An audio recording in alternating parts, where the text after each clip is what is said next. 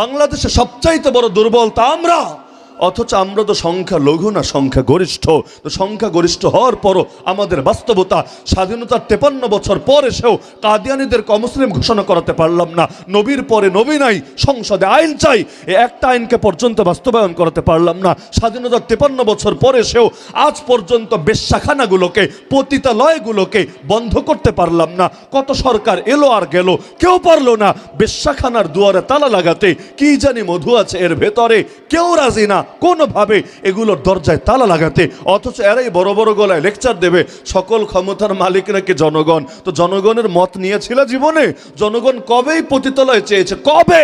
পুরো বাংলাদেশের 18 কোটি মানুষ যদি থাকে, এর মধ্যে 18 লাখ এমন দেখানো সম্ভব না যারা পতিতালয়ের পক্ষে মতামত দিয়েছে। আপনাদের কি ধারণা দেখানো সম্ভব? জিন্দেগিতেও না। পুরো বাংলাদেশ খুঁজলেও গুটি কয়েক হাউন আঙ্কেল পেলে পাওয়া যেতে পারে। এর বাইরে পতিতালয়ের পক্ষে ওপেনে মত দিবে এমন লোক খুঁজে পাওয়া সম্ভব না। তারপরও এগুলোকে ঠিকই খুলে রেখেছে, মদের বারের লাইসেন্স দিয়েছে, দেশের অর্থনীতির মেরুদণ্ড সুদকে বানিয়েছে, আল্লাহর কোরআন আর নবীজি সুন্নাহকে সরিয়ে মানুষের বানানো আইনকে মানুষকে মানতে বাধ্য করেছে। মানে মানুষ যেটা বলবে সেটাই চূড়ান্ত। এখন সেটা যদি আল্লাহর কিতাবের সঙ্গে সাংঘর্ষিক হয়, আল্লাহর কিতাবটা বাদ যাবে, তারটা মানতে হবে। এই যে আলেম ওলামারা কোরআনের কথা বলে জেলে যায় কেন? অপরাধটা কোথায়? অপরাধ এখানে যে একটা হলো আল্লাহর আইন আর আরেকটা মানুষের আইন। আল্লাহর আইন বলতে গিয়া মানুষের আইনের বিরুদ্ধে যাবে কেন? যদি আল্লাহর আইন বলতে গিয়েও মানুষের আইনের বিরুদ্ধে যায়, তুমি যত বড় হুজুর হও, যত বড় শেখুল হাদিস হও, যত বড় মুফতি হও, যত বড় বক্তা হও, তোমার আর রেহাই নাই। তার মানে মানুষেরটা বেশি পবিত্র আল্লাহরটা চাইতেও। আল্লাহরটা বললে পাপ হবে, তো মানুষেরটার বিরুদ্ধে বলা যাবে না। নাউযুবিল্লাহি মিন যালিক। এই দেশে ওই যে টাকলা মুরাদ একটা ছিল, রাষ্ট্রধর্ম ইসলামকে সরানোর জন্য কি পরিমাণ কথাবার্তা বলেছে। অথচ এই যে রাষ্ট্রধর্ম ইসলামের বিরুদ্ধে এত কথা বলেছে, এটার জন্য কোনো মানহানি মামলা হয় নাই, কোনো রিমান্ড হয় নাই, কোনো জেল হয় নাই। কিন্তু আপনি ধর্মনিরপেক্ষতাবাদের বিপক্ষে 10টা কথা বলে দেখেন না, আপনার নামে ঠিকই মামলা হবে যে ছেলেটা মনে হয় জঙ্গিবাদে জড়িয়েছে, উগ্রবাদে জড়িয়েছে, সাম্প্রদায়িক উস্কানি দিচ্ছে। তার মানে ইসলামের বিপক্ষে বললে সমস্যা নাই, কিন্তু ওদের সেই সেকুলারিজম আর ধর্মনিরপেক্ষতাবাদের বিপক্ষে বললে আর রেহাই নাই। মানুষের দাম আল্লাহর চাইতে বাড়িয়ে দিয়েছে। এটাই তো হচ্ছে বাস্তবতা। সংবিধানে বিসমিল্লাহির রহমানির রহিম পর্যন্ত রাখা হচ্ছে না, এইটার মধ্যেও চুলকানি। অথচ কি আছে এখানে? বিসমিল্লাহির রহমানির রহিমের মধ্যে জিহাদ কই, উগ্রবাদ কই, মৌলবাদ কই, খেলাফত কই, দিন কায়েম কই? এগুলো তো বাহ্যিকভাবে কিচ্ছু দেখা যাচ্ছে না, খালি আল্লাহর নাম। শুরু করছে আল্লাহর নামে, যিনি পরম করুণাময়, যিনি চিরদয়ালু, এটাও সহ্য হয় না। এমনকি নাস্তিকরা আল্লাহ শব্দটাও সহ্য করতে পারে না। ওরা বলে স্রষ্টা, স্রষ্টা বললে খুশি। আবার যদি প্রকৃতি বলেন আরো খুশি, কিন্তু আল্লাহ বলবেন সঙ্গে সঙ্গে নারাজ। আল্লাহ শব্দটা সহ্য করতে পারে না। ওদের বহু নীতি থাকে। তো মুসলমানের বেলায় আসলে আর নীতির কথা মনে পড়ে না। এই যে ফেরাউন নবী মুসা আলাইহিস সালামের বিরুদ্ধে মৃত্যুদণ্ডের রায় দিল, কখন? যখন তার দুনিয়া জন্মই হয়নি। আরে বেটা, আগে দুনিয়া আসতে দে, আসুক, বড় হোক, তারপর তার কাজ শুরু করুক। এরপর তুমি মৃত্যুদণ্ড দিবা না ক্রস ফায়ার দিবা, আয়না ঘরে নিবা না কি করবা, পরেরটা পরের আলাপ। যেই বাচ্চা দুনিয়াতে আসলোই না, সে অপরাধ করলো কবে? অপরাধ যদি নাই করে তাহলে রায় দেয় কিভাবে? তাও একাকে না, ওই বছর যতগুলো ছেলে সন্তান জন্মগ্রহণ করবে সবাইয়ের মৃত্যুদণ্ডের রায় দিয়ে রেখেছে। যদিও বাংলায় বলে রাখে আল্লাহ মারেকে। আল্লাহ তাআলা সে নবী মুসা আলাইহিস সালামকে দুনিয়াতে পাঠালেন, খালি পাঠালেন না, তার ঘরেই বড় করলেন। শুধু বড়ই করলেন না, পরবর্তীতে আবার বিয়ে শাদী করে তিনি এসে তার সামনে দাঁড়িয়ে দাওয়াত শুরু করলেন। শুধু দাওয়াতে শুরু করলেন না, এই ফেরাউন যখন তার পিছু পিছু ধাওয়া করলো, আমি তো এটাই ভেবে পাই না, ফেরাউন নবী মুসাকে চ্যালেঞ্জ মনে করতো মূলত তার গদির জন্য। মূল কাহিনী গদি, বাকিগুলো মিছে অজুহাত। যেমন সে যুক্তি দিয়েছিল, কোরআনে আছে, ওয়াকালা ফিরআউনু যারুনি আকতুল মুসা ওয়ালিয়াদউ রাব্বা। আল্লাহ বলেন যে ফেরাউন বলেছিল তোমরা ছাড়ো আমাকে, আমি মুসাকে হত্যা করে ফেলবো। সে তার রবকে ডাকুক, দেখি তার রব তাকে আমার হাত থেকে বাঁচাতে পারে কিনা। কেন হত্যা করব? সে যুক্তি দিচ্ছে, ইন্নী আখাফু, নিশ্চয়ই আমি ভয় পাচ্ছি। আমি মানে আমি না, ওই ফেরাউনের কথা আল্লাহ উল্লেখ করছেন যে সে বলল আমি ভয় পাচ্ছি। কি ভয়? দুইটা। এক নাম্বার আইয়ুবাদ্দিলা দীনাকুম, নবী মূসা তোমাদের ধর্মকে বিকৃত করে দেবে, ধর্মের অপব্যাখ্যা করবে, ধর্মকে পরিবর্তন করে দেবে। এটা শুনলে আমার বড় মায়া লাগে যে নবী মূসা আলাইহিস সালাম নাকি ধর্মের অপব্যাখ্যা করবে আর ফেরাউন ধর্মকে সুরক্ষা দেবে।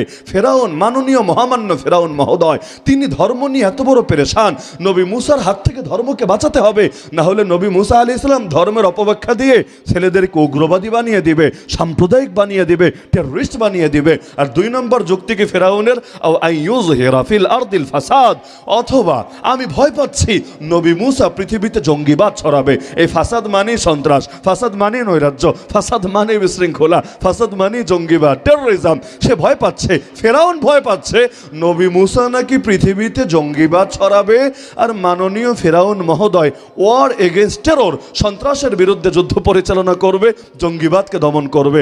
পুরাই যেন আজকের যুগের আমেরিকা। কি মিল পাওয়া যায় নাকি যায় না? আপনি কোরআনের কথা বলবেন, বলবে দেখ দেখ দেখ ইসলাম রে বিকৃত করে ফেলছে।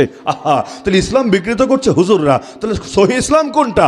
ওরা আপনার এমন একটা ইসলাম এনে দেবে যেই ইসলাম মেনে পর্দা না করেও চলবে, যেই ইসলাম মেনে গান বাজনাও করা যাবে, যেই ইসলাম মেনে মাঝে মাঝে মদও খাওয়া যাবে, যেই ইসলাম মেনে যত আকাম কুকাম আছে সব করা যাবে, যেই ইসলাম মেনে আল্লাহরে চিপায় ফেলতে ফেলতে শুধু মসজিদ মাদ্রাসায় সীমাবদ্ধ রেখে বাকি সবগুলো শয়তানরে দিয়ে দিলেও চলবে। যেমন বাংলাদেশে বহুত পাতি নেতা এমন আছে, এখানেও থাকতে পারেন, বহুত পাতি নেতা এমন আছে, এরা আল্লাহকে এমনভাবে কোণঠাসা করতে চায়, রাজনীতিতে আল্লাহর বিধান চলবে না, অর্থনীতিতে চলবে না, বিচার আচারে চলবে না, আইন কানুনে চলবে না, সভ্যতায় চলবে না, সংস্কৃতিতে চলবে না, পার্লামেন্টে চলবে না, কোর্ট কাচারিতে চলবে না। আরে অদ্ভুত ব্যাপার, এমনকি ফ্যামিলি ল, পারিবারিক আইনের ক্ষেত্রে পর্যন্ত চলবে না, ব্যাংকে চলবে না, শেয়ার মার্কেটে চলবে না, বীমা প্রতিষ্ঠানে চলবে না, চাকরিতে চলবে না, ব্যবসায় চলবে না, আইনে চলবে না। তো চলবেটা কোথায়? তোমার মাথায় কোন জায়গায় আল্লাহর বিধান চলবে না।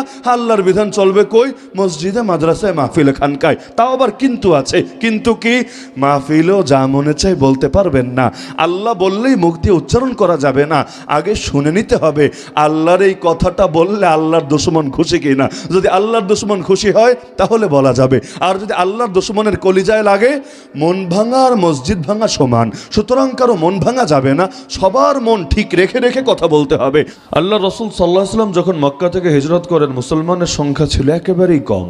কোরআনে আল্লাহ স্মরণ করিয়ে দিচ্ছেন, ওয়াযকুরু ইয আনতুম কালীলুম মুস্তাদআফুনা ফিল আরদ, স্মরণ করো সেই সময়ের কথা যখন তোমরা ছিলে সংখ্যায় একেবারে স্বল্প আর পৃথিবীর মধ্যেও বড় দুর্বল। কারণ সংখ্যায় কম হওয়া ভিন্ন জিনিস আর শক্তিতে কম হওয়া ভিন্ন জিনিস। বাংলাদেশে যেমন সংখ্যায় তো আমরাই সবচাইতে বেশি, নাস্তিকরা তো আমাদের তুলনায় কিছুই না। অনেক সময় এক মাহফিলও এই পরিমাণ লোক থাকে, পুরো বাংলাদেশ তন্ন তন্ন করে খুঁজলেও এত পরিমাণ আদর্শিক নাস্তিক খুঁজে পাওয়া যাবে না। কিন্তু সংখ্যায় বড় কম হলে কি হবে? শক্তিতে তো অনেক অগ্রসর, অনেক বেশি অ্যাডভান্স। ওরা ওদের কথাগুলো স্বাধীনভাবে বলবে, কিচ্ছু হবে না। আর আপনি ওদের কথার খালি কাউন্টার দিবেন আর প্রতিবাদ দিবেন, আপনার 14 গোষ্ঠী উদ্ধার করতে দেরি করবে না।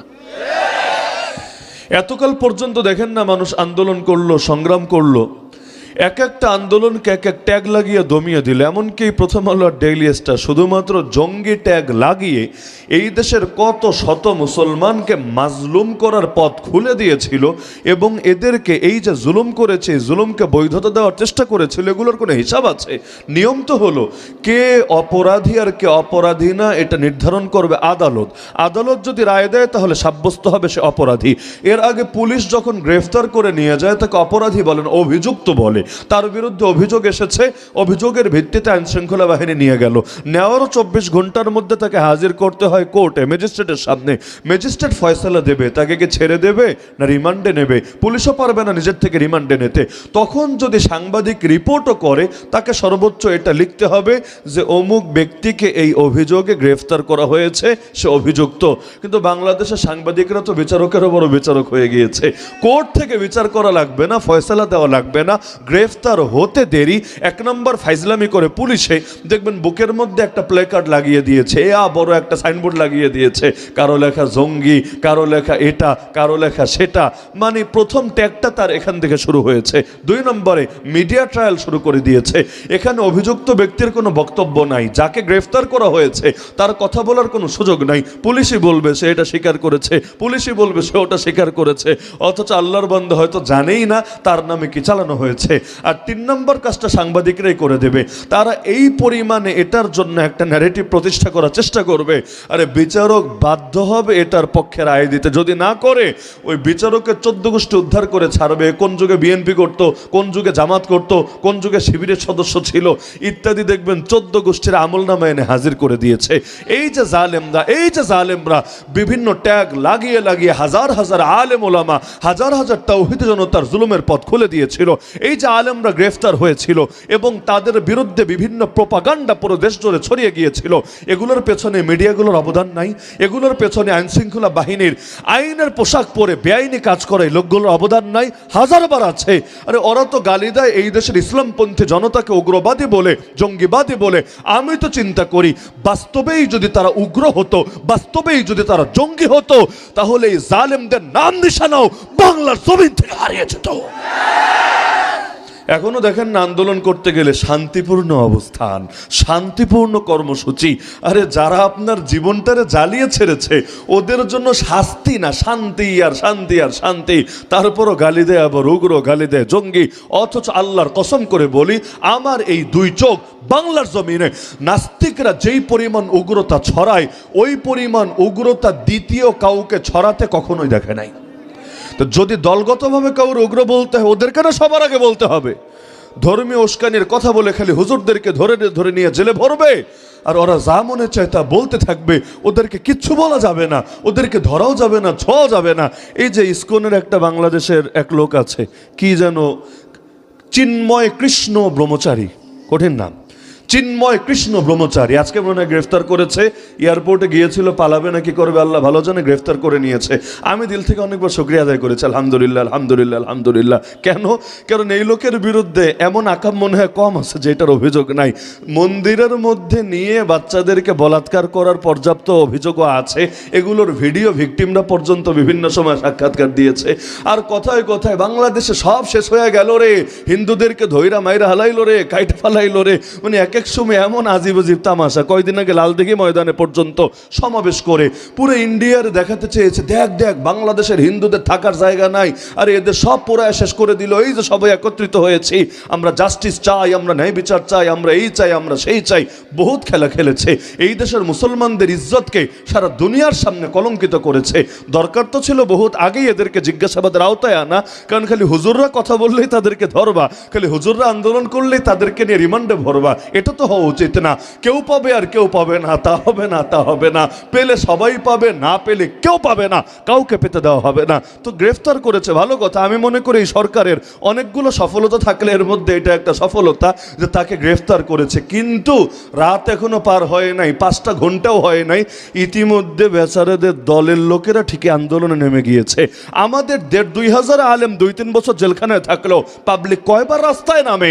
কিন্তু সংখ্যায় এত কম হওয়ার পরে, এতে আমার পয়েন্ট, সংখ্যায় এত কম হওয়ার পরও আরে 5 ঘন্টা লাগে নাই, তার আগেই রাজপথ গরম করে ফেলেছে। তার মানে সংখ্যায় কম হওয়া ভিন্ন জিনিস আর শক্তিতে কম হওয়া ভিন্ন জিনিস।